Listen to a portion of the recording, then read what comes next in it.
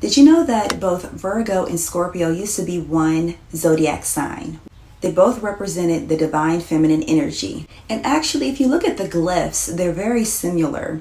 While Virgo deals with the Virgin, like the Virgin Mary, or like a motherly energy, that deals with those that are consecrated. So technically the word virgin comes from the meaning and the understanding in ancient times of one being solely, completely consecrated towards a cause.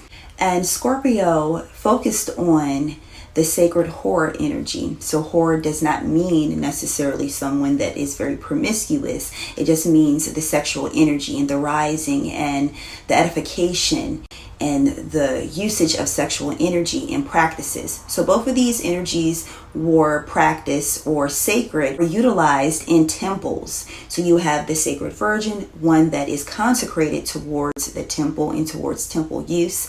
And then you have the sacred whore that would be also practiced inside of the temple. Being that Virgo deals with the stomach and focuses on health and healing, what we put into our stomach, what we put into our gut, that rules a person. While you have Scorpio that focuses on the genital area. And that's why if you look at the glyph, it's very phallic in nature towards the end. While you have Virgo that is curved, meaning going within itself. Both signs are healing. Both signs have their own way of how to heal. While you have Virgo that deals with the gut and Scorpio that deals with the sexual organs, reproductive energy. So using both of these energies inside of the temple. So the temple represents the body. So both of those that work in tandem helps to overall heal an individual. So take this outwardly in sacred practices where you have the temple where people will worship and they would give offerings, food offerings, and they would use their sexual and reproductive energy to raise their vibration. But when the rise of the divine masculine energy, those two signs needed to be separated.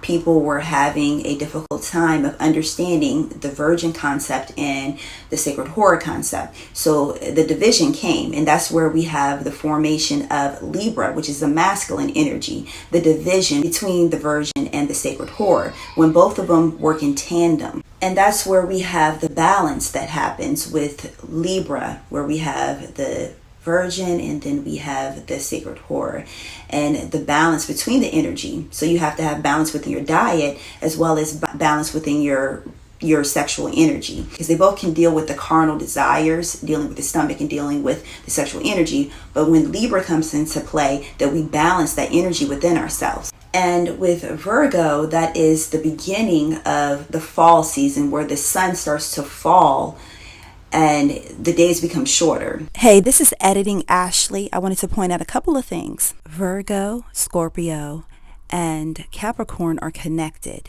being that Virgo is the virgin, Scorpio is the sacred whore, and Capricorn is the wisdom or the crone energy. And this is evident in the glyphs as the tail end of the glyphs curve over for both the crone, which would be Capricorn, and the maiden or the virgin, which would be Virgo. And the double loops and the tail end of Scorpio, all three being divine feminine energy and all three being healers.